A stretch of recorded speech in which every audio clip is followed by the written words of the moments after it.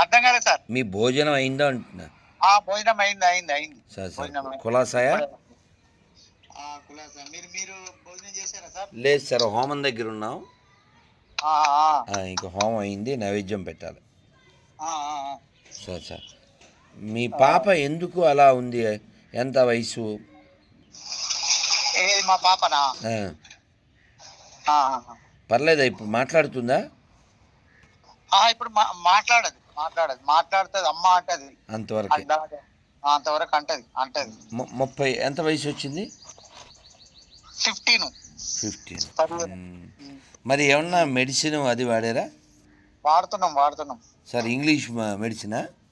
English medicine వాడుతున్నాం. ఏదన్నా ఆయుర్వేదం వాడండి సార్. ఆయుర్వేదిక్ ఏది సార్? నేను ఒక నెంబర్ పెడతాను. ఎందుకంటే పూర్వకర్మ అనేది ఒకటి ఉంటుంది, మన చేతుల్లో ఏమి ఉండదు.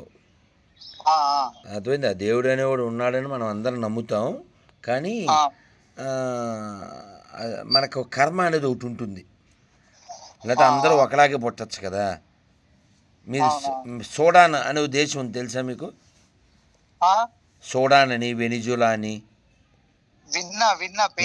ఆ దేశాల్లో నాకు కొన్ని వీడియోలు వస్తున్నాయి.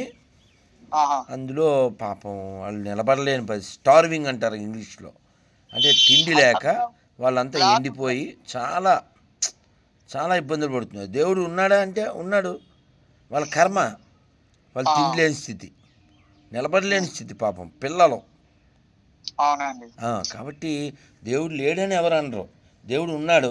కానీ వాడిని ఏదో 2-3 అక్షరాలతోనే పిలవాలన్నప్పుడు అది ప్రపంచానికి ప్రమాదం, అంతే. దేవుడు ఉన్నాడు. నాకు అర్థం కాలే. ఏం సార్? 2-3 అక్షరాలతో పిలవాలంటే అర్థం కాలే నాకు. దేవుడు అనేవాడు ఉన్నాడు, మూర్ఖులు 2-3 అక్షరాలతోనే పిలవాలి అంటారు.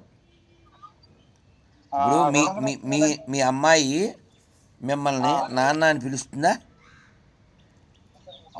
అమ్మ అంటది, అనబోతుంది, కానీ ఆ నాలుక అనేది అంటే దేవుడు అనేటోడు. ఇప్పుడు సార్ మీరు మీ అమ్మాయి దగ్గర రండి. ఇప్పుడు మీ అమ్మాయి మిమ్మల్ని నాన్న అనకపోయినా మీరే నాన్న. అవును, అన్న అనకున్నా నాన్ననే.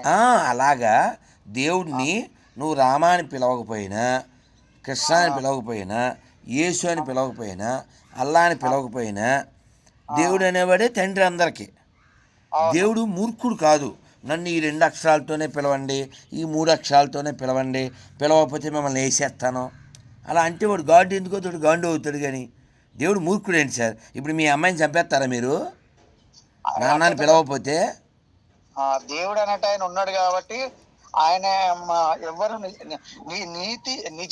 నిజాయితీగా ఎవరు ఉన్నారు అనేది మనం తెలుసుకోవాలి, అంతే తప్ప. ఆ నిజాయితీ కలిగిన వాడినే దేవుడు ఇష్టపడతాడు. ఇప్పుడు దేవుడు ఇప్పుడు బుద్ధుడు అంటే ఆయన ఉన్నాడండి, బుద్ధుడు అంటే ఆయన దేవుడా? మన అవతారాల్లో ఒకటి, కానీ మనం దైవంగా భావించాం సార్. అట్లా అనుకోకండి, బుద్ధుడు అంటే వాడు దేవుడా? బుద్ధుడు కూడా క్రీస్తుకు పూర్వము బుద్ధుడు ఉన్నాడు. అంటే బుద్ధుడు చరిత్ర ఏమంటుందంటే, ఒక నిమిషం కాదు సార్, ఇప్పుడు మీరు చెప్పేది అంటే క్రీస్తు కంటే ముందే బుద్ధుడు ఉన్నాడని, అంతే కదండి? క్రీస్తు శకము బుద్ధుడు పుట్టాడు. బుద్ధుడు పుట్టిన తర్వాత బుద్ధుడు ఏమన్నాడంటే, చరిత్రలో ఏమన్నాడంటే, ఆయన ఏమంటాడంటే, ఇంకో కొంతకాలానికి ఒక సత్యం అనేది రాబోతుంది. ఆ సత్యము ఎవరో కాదు, ఈ క్రీస్తు అంటే ఆయన పుడతాడు. వాడి గురించి వద్దు సార్, వాడి ముఖం. నేను చెప్పేది సార్ వాడి గురించి కాదు. ఇప్పుడు యేసు ఎవడ పుట్టాడు అది మనకు అనవసరం, వాడు ఎవరికైనా పుట్టినండే. కానీ మనం ఎవరికి పుట్టాం? ఇప్పుడు మీరు చెప్పిన బుద్ధుడు అనేవాడు, మీరు చెప్పింది ఏ బుక్? జైభీం బ్యాచ్కల్ రాశారా? ఎవరు రాశారా బుక్కు? అది కావాలి. ఇప్పుడు నేను బుక్ రాస్తాను, నతానియేలు నాకే పుట్టాడని, అయిపోద్ది ఏంటి సార్? తప్పు కదా సార్, అలా మాట్లాడకూడదు, తప్పు సార్, తప్పు. మీరు ఎవరో పుట్టారు మీరు చెప్పాలి. మీ నాన్నగారి పేరేంటి?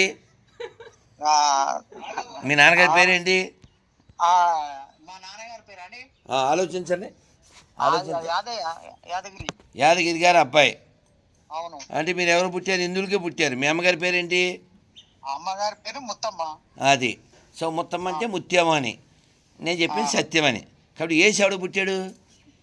మీరు ఆలోచించి చెప్పండి, బోల్ టైం పడుతుంది. ఎందుకు వచ్చింది?